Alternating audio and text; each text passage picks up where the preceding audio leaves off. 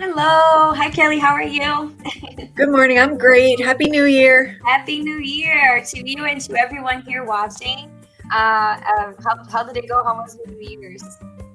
It was great. It was Yeah. very low key, but it was good. But Sometimes that's low key is good, that. especially this chaotic time of the year, right?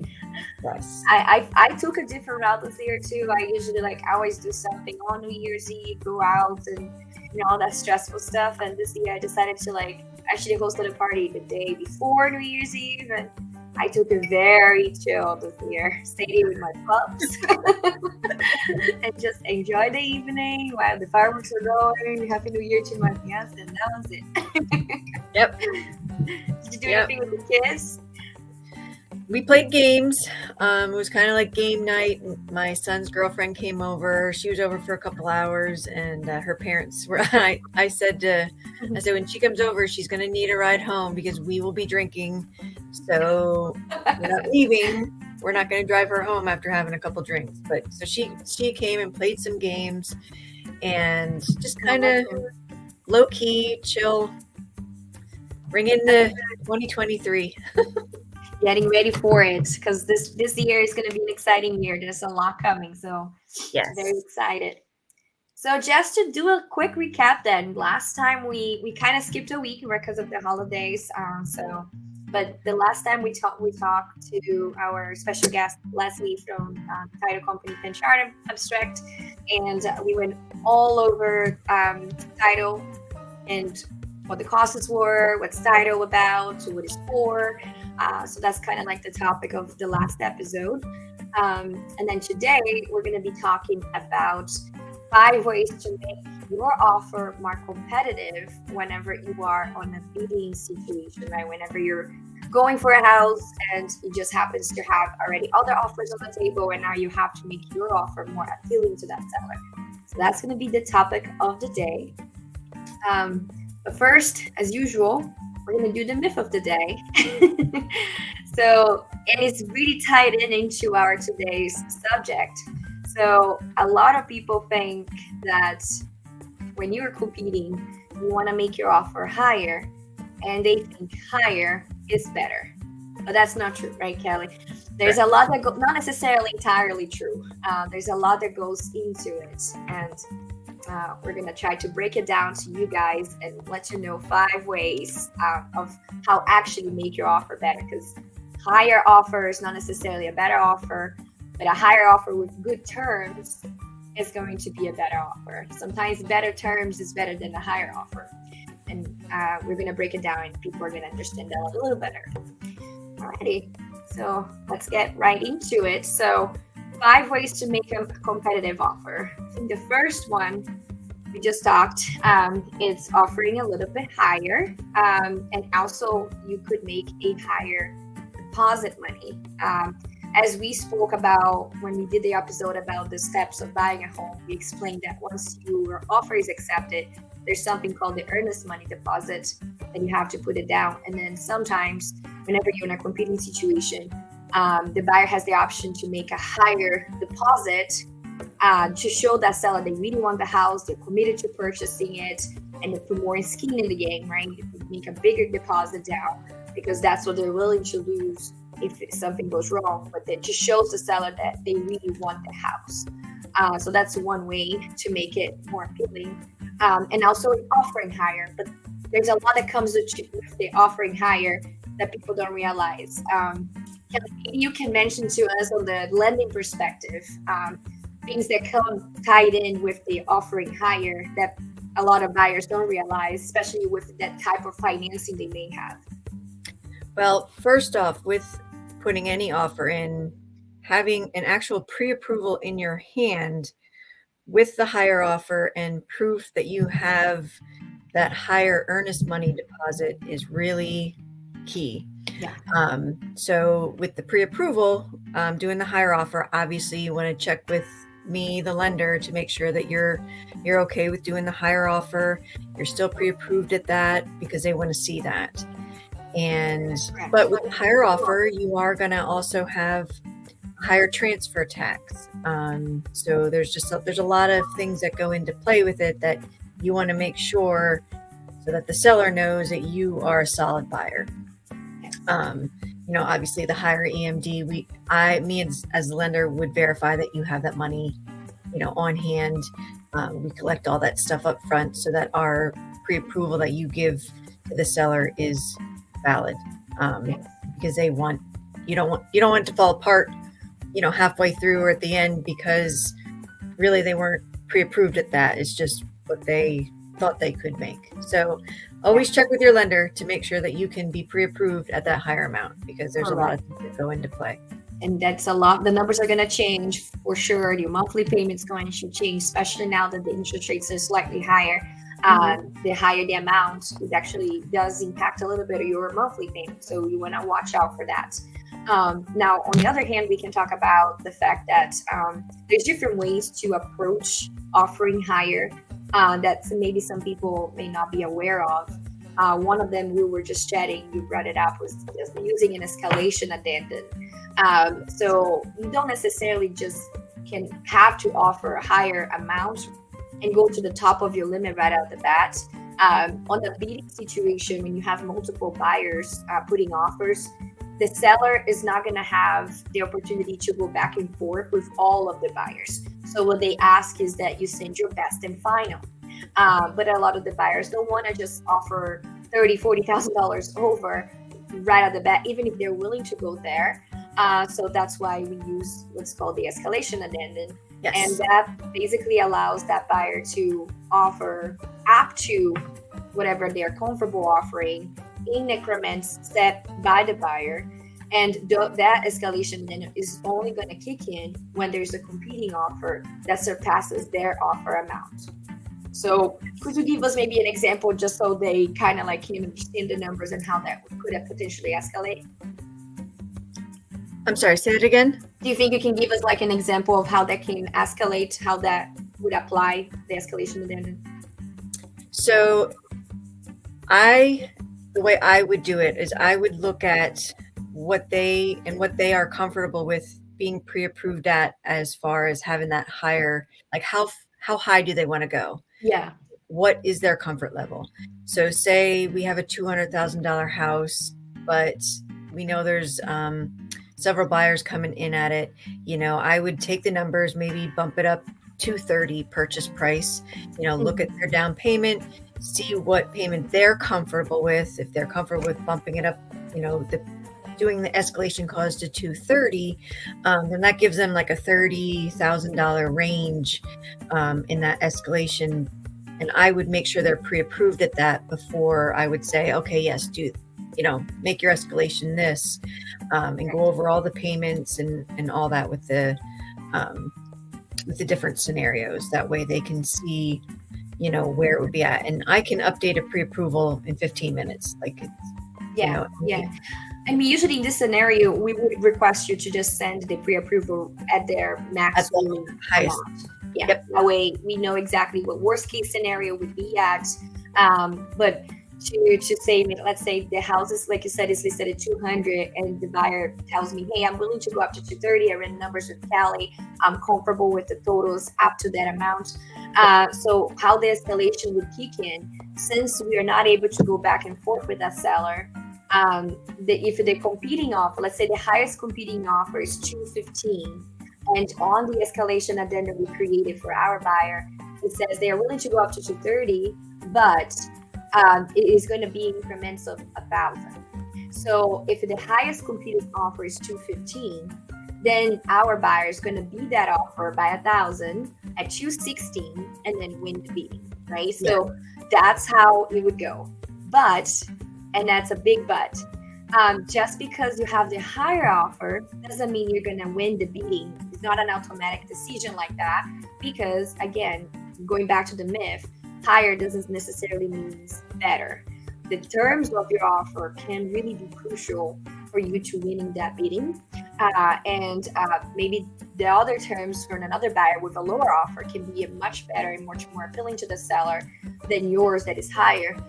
So that's why we're going to kind of break it down. So just to go very clear on this one, we can offer higher as part of being competitive, but that's not all you can do to be competitive. Correct. Um, And because on the Go ahead. lending side, I would make sure, if the seller, I would make sure that the seller, I would make sure as a buying agent, and the seller's agent's welcome to call me too. I would make sure they know that it's a solid offer. I've already verified they have the money, they have the pre-approval. If the appraisal doesn't come in at that higher offer, they still are in good standing. So that's the whole key point with making sure that you're good on the lending side with offering that higher amount. Correct. Um, and that's a big thing, because the appraisal doesn't always come in at that. And we always have to take, as a lender, we take the lower of the two, the lower of either the purchase price or the appraised value. Correct. Now that you brought the appraisal, that brings us to number 2 then. Yes. So a lot of people don't realize this when they are buying a home, right? They think, okay, oh my gosh, I'm gonna offer 230. That means I have to pay the difference of between the appraisal and the offer amount. And that's not always true. Because when let's say you're a first-time home buyer and you're using an FHA loan, you have to have what's called an appraisal contingency in place. It's built into your loan. You can't really get rid of that. Which means that if let's say you did offer 230 on that $200,000 home, right? Going back to that example. And then now the property only appraised at 215, but you are under contract at 230. You do not have to pay the difference of 15,000 because you have an appraisal contingency. Contingency protects the buyer. So that's why I said offering higher doesn't necessarily mean it's better, because it's not guaranteeing the seller that amount that you're offering if you have an appraisal contingency. So that brings us down to option number 2 of how to make your offer more competitive. If you are buying cash, of course, there's no financing. Whatever you offer, that's what it is. So That's a very different story. If you offer higher, then it is better because there's no contingencies in place. But on financing terms, which majority of people are financing, you would have to either offer what's called an appraisal gap or waive the appraisal contingency altogether. Now, to explain the difference between the two, an appraisal gap would be you determining a specific amount you are willing to pay in case there is a gap between the appraised amount and the amount that you offer the seller. So going back to the example, you are under contract at 230 and the appraisal came back at 215, but you originally offered the seller as part of your offer that you were willing to give a $5,000 appraisal gap. So now the property appraised at 215, your final purchase price would be 220, and then you don't have to pay the additional 10 because you specify your appraisal gap amount. So that's a way of you controlling, right, how much more you're paying on that house, but it's still making it appealing to the seller because you are ensuring the seller that regardless of what the house appraises, they're getting 5,000 more, right? If if the appraisal is below what you're offered. Now the no appraisal, the waiving the appraisal contingency, that would be if you have really good amount of money, right? You have comfortable money, and then Kelly would have to actually kind of back you up on this on the financial side and give the seller's agent confirmation. So maybe you can explain that portion a little bit better and also talk about the appraisal waiver in that case. Yes. So I'll start with the appraisal waiver first. So with an appraisal waiver, it is possible. If you're looking, you would have to be putting 20% down on the property. And it all depends on, we do an automated underwriting on our loans, which pretty much gives us what is contingent on the pre-approval. If you are putting 20% down on a property, and I have all of your information in my system and I run it through, there's a very good possibility that you would get an appraisal waiver, which means no appraisal. And that is, that gives you some more buying power. For sure. And, because we could close your loan in 2 weeks with no appraisal.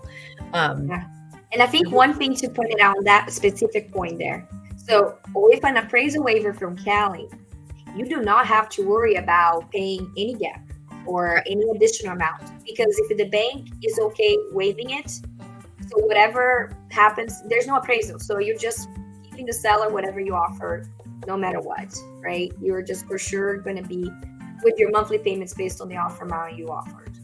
Yes. Yes. And if I knew the algorithm, I would tell you because some properties get it, some don't. I don't want to say it depends on the age. I've had older properties get an appraisal waiver. I've had newer properties not get a waiver. Yeah, So that's true. it's like the area, the house, and part of the borrower too. If you're a vanilla borrower, most likely it's going to happen, but not necessarily, but it's definitely buying power with getting that appraisal waiver. And I think was that it? Was there something else you wanted that was for the appraisal waiver. Now, let's say the bank is still offering, still making it that you have to have an appraisal, but now that buyer wants to waive the appraisal contingency. Then you would have to kind of just prove to that listing agent that a buyer has enough money in the bank account, right? So Yes. That would be a different scenario. So Correct. Appraisal would still happen. In that case, obviously the seller is going to want to know if they have the money for that contingency. Yeah. So if the borrower correct, that's what you're asking me to. Yeah. That's where I come into play, and I would make sure, I would verify, pull their statements to make sure they have enough cash in the bank, must be in the bank, for that appraisal contingency. So, if the seller calls and they're like, what if the appraisal doesn't come in? Are they in good standing? I would verify that. I would make sure they have that money and it's enough to cover, the appraisal contingency that's in the sales contract. So that is something that we would do. I wouldn't have you do an appraisal contingency for somebody if they didn't have the money to do it. Correct.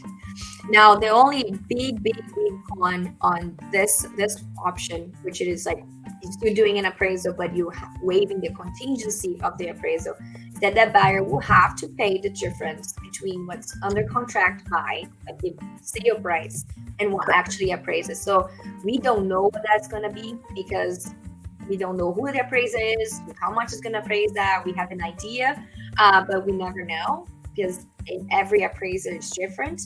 So if you're under contract at 230 and that appraisal comes in at 200, guess what? That buyer is going to have to come up with a $30,000 gap because they waived the contingency altogether. Correct. And that's contingency, no. But if you remove it, then you do. And that's again something I would verify. So if it gets removed and we're stuck at that and whatever the appraisal comes in at, I would have to make sure they have the money to do that. Correct. So yes, the lender piece is very important when it comes to all that. It really is. And this would all be done before we even place the offer. So this would be like, okay, we're trying to be competitive. What can we do? And then that buyer says, I have the money. I don't mind. I want this house. Kelly would make sure that you do have the funds. And then she would formulate a pre-approval that states that, yes, we are doing an appraisal, but this buyer has enough funds to fulfill whatever gap is needed. So that would be not necessarily something I personally recommend because I feel like it's better to provide an appraisal gap and control what that amount is going to look like, right? Because nobody wants to be what we call it upside down on your loan because you're paying too much more than the house is worth. So, we don't want to be in that situation, but if someone really wants a house, sometimes they're willing to do whatever it takes. It is not recommended, but it is an option. So I just want to make sure we're providing you with all the options that are available out there. That has happened before. So that's the difference between appraisal gap, appraisal waiver, and no appraisal contingency. So those are the three different ways we can do it there. Okay, so moving on to number 3 then, that would be waiving the inspection contingency. So this one is a tricky one, right? Because we never want to tell the buyer to waive an inspection on the home.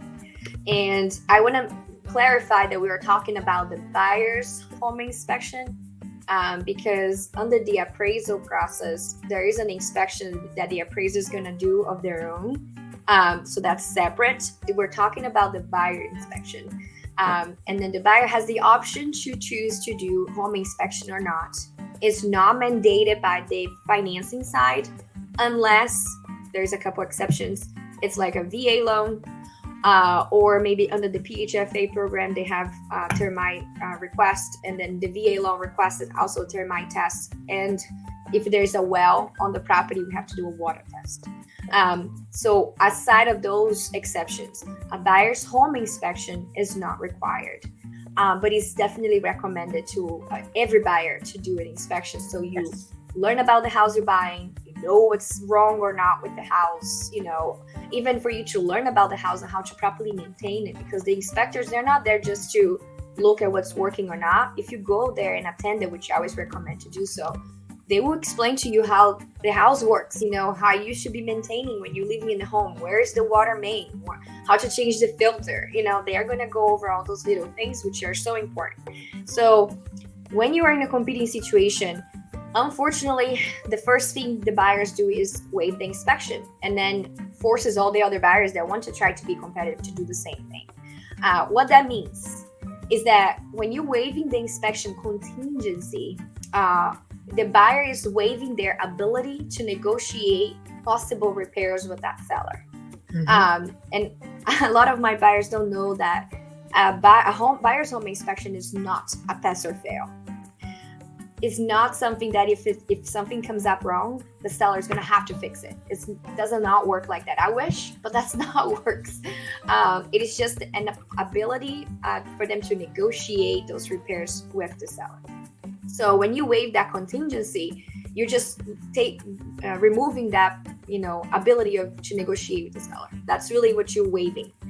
But you can still keep the right to inspect a home, just so you can get to know the house and know what you expect. But you can waive the contingency. That way, the seller knows you're buying the house no matter what, right? You're buying the house no matter what comes out of that inspection. But you can still do the inspection to learn about the house if you want to. And that's what that means. So it gives that seller kind of like a clear peace of mind that, no matter what happens during the inspection period, that buyer is going to go through the financing process, or if it's cash, going to go through the cash process and buy the house. So do I have anything to add to this, Kelly, you think? I don't think so. I think you pretty much covered that. You didn't say anything that I wouldn't have said. It's definitely recommended to have the inspection, but if you choose not to, then that's your choice. It's that definitely helps. It's one less thing that the sellers have to worry about if something little comes up that needs to be done to the property prior to settlement. But yeah, you didn't say anything that I wouldn't have said. Yeah. And even though this waiving inspection, it's a little bit scary, right? Because the buyers are like, what if the house is falling apart, or what if there's a structural foundation issue? So those things could be potentially found during the appraiser inspection, unless you're waiving the appraisal, and you have no contingencies, but could potentially. It's just that a home buyer inspection, it's a lot more detailed than an appraisal inspection. The appraiser is really just there. Go ahead. No, I was just going to say, and the other thing that they could do is they could get a home warranty, which would cover certain things that would possibly go wrong with the house within a certain period of time. Yeah. So if you're going to waive your inspection, we do recommend getting a warranty on the property. And you are able to get, so home warranties, how they work, they're usually valid for the first year. You are able to extend to a second year if you want. You pay them up front, and you can actually pay it at settlement when you buy a home. And then you will cover all the major parts of the home. And there's many different things you can add to your home warranty to make it more extensive, right? Cover more items. If you have a pool, you can add a pool additional add-on. So there's different things you can do, but home warranty is definitely, I think, for any purchase, even if you have a home inspection, because there's always something that's up. It was working and then it breaks as soon as you start using the house. So a home warranty is just kind of like the kind of peace of mind that you know you can have. And the deductibles of a home warranty are usually pretty minimal. They're between like 75 to 125. They're very, very low. And that's all you have to pay. And if the HVAC just goes to goes to town and decides to stop working, that's $6,000 to $12,000 potentially. So you're paying $100 to repair. So it's definitely worth it, regardless of whether you have inspection done or not. I always use my house as an example because when we moved into our house, everything was at its life. We had to get a new heating and air conditioning. We had to get a new hot water heater. We had to get something else. Oh, our septic, when the house was built, the septic was put in wrong. Oh, wow. And we had to have our septic replaced the first year we were living there. That's a big deal. And then our house was also struck by lightning. So, I mean, oh my gosh, I don't think the home warranty would have covered that, but something would have covered that would be the homeowner's insurance. So that's maybe the things we're talking about. That's a big thing that people get confused. A home warranty is an optional warranty that you're getting to kind of cover you on the major items of the house. No matter what happened or why it happened, a home warranty covers, right? A homeowner's insurance is like a car insurance. It would cover you if your house got struck by lightning. Yeah, if it's struck by lightning, a homeowner's insurance would probably cover that, but you have to file a claim. Just like if you had a car accident, you have to file the claim for it. So it's a little different. They have to do some research. They have to do their reports. But a home warranty, even if you broke it, still covers it because it's a warranty. So it's covered under the warranty. And it's definitely, I love that you brought it up because that's a really good one. Anybody buying a house, I feel like it's usually like around the $500 range. Maybe if you add more stuff, it might be a little more, but so worth it. I mean, so worth it. If anything breaks, even in like those heat pumps units, they're usually pretty dated. Majority of the homes, unless you're buying a newer home. So those are the first ones to go usually, especially when you buy on the winter and then, on the summer, and then you need to use it on winter. That's when they stop working. So you don't know if they were working properly or not. So definitely recommend it. So that's one of the options that we have to make your offer competitive, is waiving the contingency on inspection. It is scary, yes it is. Don't recommend it, but if you are in a competing situation, that's normally one of the for sure things that people are going to be waiving to give that seller the peace of mind that he is going to go through. But I do recommend to counter that, getting a home warranty for sure. So moving on to option number 4, and then just to clarify too, these 5 ways to make your offer competitive, they don't have to be all at once. It can be one or another, or you can actually do all of them if you want to. If you really like, oh my gosh, I want this house. But it's just like there's different things you can do to make the terms of your offer better instead of just offering higher. So the 4th one is the paying for the seller's transfer tax. When Kelly and I had the episode about the closing costs, we explained that one of the costs the buyer incurs is a transfer tax, which is in our area here is 1% of the purchase price. So whatever the purchase price is, you have 1% of transfer tax. And the seller also has to pay 1%. So the one thing that buyers can do, because a lot of people say, I'll pay for the seller's closing costs. Not necessarily, you're not paying for all their closing costs, but you can offer to pay the transfer tax. That's the one thing that you can offer to pay on the seller's behalf. Yeah, I wasn't sure if Kelly had something to add on too. No, and again, on my side, I would just make sure they had enough cash to do that. I mean, my side on a lot of this is just making sure they have the money to do it. Yeah. So that's all in your pre-approval. Yeah. Pre-approval is key. Yeah. And going back again, we do this all before we put the offer. We will really work as a team, me and you and Kelly, to run the numbers and ensure that no matter what offer comes to it, like the price, the terms, that you are fully qualified, that we know exactly what you're going to need financially to to go for that type of offer. And then if you do have the funds to offer to pay the transfer tax, which of course would increase your closing costs, then we'll make sure that that's one of the options. Sometimes this option is more viable for people that may be waiving the inspection contingency. They might want to keep the inspections, but they are willing to give the seller more money upfront, to kind of balance not waiving the inspection. So this is a popular one, paying the transfer tax. It became very popular within the last 2 years when we had very, very strong sellers. I mean, we're still in a seller's market technically, but the last 2 years were just crazy strong with seller's market. So that was definitely a very popular one. I don't think I wrote any offer that did not offer seller's transfer tax. I feel like every offer had that included. So very, very popular one. And it's an easy one because then you know for sure how much you're paying extra on your closing costs on that property. So it's just 1%. So people liked that controllability of how good your offer can be and how much your costs would be. And then the final but not least, it's paying for the buyer's agent commission. We did explain this in Pennsylvania and in the other states. The buyers do not pay for agents' commissions. Like we work as a buyer's agent, I don't charge the buyer anything. They don't have to pay for commissions. So that's paid for by the seller.